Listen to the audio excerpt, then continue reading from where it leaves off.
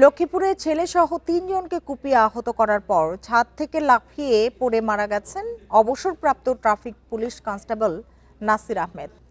এ বিষয়ে জানাতে লক্ষ্মীপুর থেকে আমাদের সাথে যোগ দিয়েছেন সহকর্মী আব্বাস হোসেন। আব্বাস হোসেন, কি কারণে এই ঘটনা তিনি ঘটিয়েছেন? স্বজন, প্রতিবেশী বা পুলিশ কিছু বলছে কিনা? তার মানসিক স্বাস্থ্য সম্পর্কে কিছু জানাতে পেরেছেন কিনা কেউ?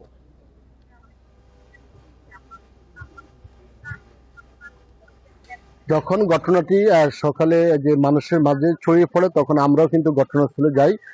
সেখানে যাওয়ার পর আমরা প্রত্যক্ষদর্শী বা স্থানীয় যে এলাকাবাসী রয়েছে তাদের সাথে কথা বলেছি। সেখানে যেটি বের হয়েছে বা যে ধরনের কথা আমরা পেয়েছি, এই পুলিশ কনস্টেবল নাসির আহমেদ গত বছর খানেক আগে তিনি কিন্তু অবসরে যান।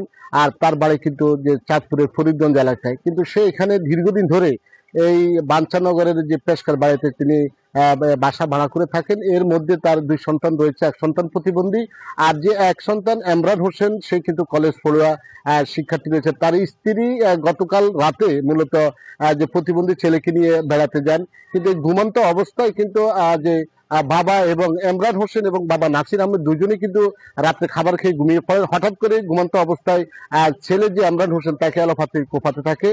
এই ছেলে যখন এই কোপাতে থাকে, এক পর্যায়ে সেই ঘর থেকে বের হলে যখন বের হয়ে আসে তখন এই প্রতিবেশী মিজানুর রহমান স্বপন তাকে বাঁচাতে যায়, এবং সেখানে কিন্তু এই মিজানুর রহমানকে কিন্তু এই যে পুলিশ কনস্টেবল যিনি নাসির আহমেদ রয়েছে তিনি তাকে কুপিয়ে গুরুতর আহত করে। এক পর্যায়ে তাকেও কিন্তু যখন এই স্বপনকে বাঁচাতে এসেছেন প্রতিবেশী আরক নাসির উদ্দিন, তাকেও কিন্তু এলোপাতাড়ি কুপিয়ে 2 জনকে গুরুতর আহত করে। এই 2 জন নাসির যে রয়েছে তাকে কিন্তু সদর হাসপাতালে চিকিৎসাধীন রয়েছে। আর অন্য যে স্বপন রয়েছে বা এমরান হোসেন নাসির আহমেদের যিনি ছেলে রয়েছে তাদের দুজনের অবস্থায় আশঙ্কাজনক। তাদেরকে ঢাকা মেডিকেল কলেজে হাসপাতালে পাঠানো হয়েছে এমনটি আমরা জেনেছি। কিছুক্ষণ আগে আমরা যারা আহত রয়েছে তাদের প্রতিবেশীর সাথে কথা বলেছি।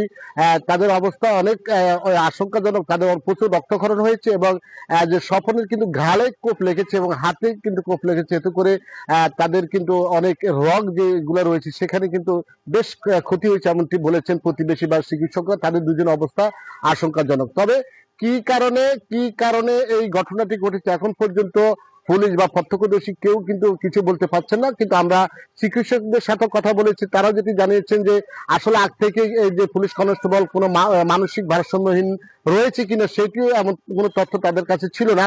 অর্থাৎ কি কারণে এমন ঘটনা ঘটছে সেটি কেউ বলতে পারে না। পুলিশ কিন্তু ইতিমধ্যে তদন্ত শুরু করেছেন, কি কারণে এই ঘটনাটি ঘটেছে বা কেন বা ঘটেছে সেগুলো তারা তথ্যপত্র নিচ্ছেন এবং তারপরে তারা প্রয়োজনীয় ব্যবস্থা নেবেন এমনটি বলেছেন এখানে যিনি অতিরিক্ত পুলিশ সুপার রয়েছেন হোসেন মোহাম্মদ রায়হান কাজিমি, তিনি এমনটি জানিয়েছেন। আর পাশাপাশি যে নাসির আহমদ যিনি যে পুলিশ কনস্টেবল ছাদ থেকে পড়ে গুরুতর আহত হয়েছেন, পরে হাসপাতালে নেওয়ার 3 ঘন্টা পরে সে মারা যায়।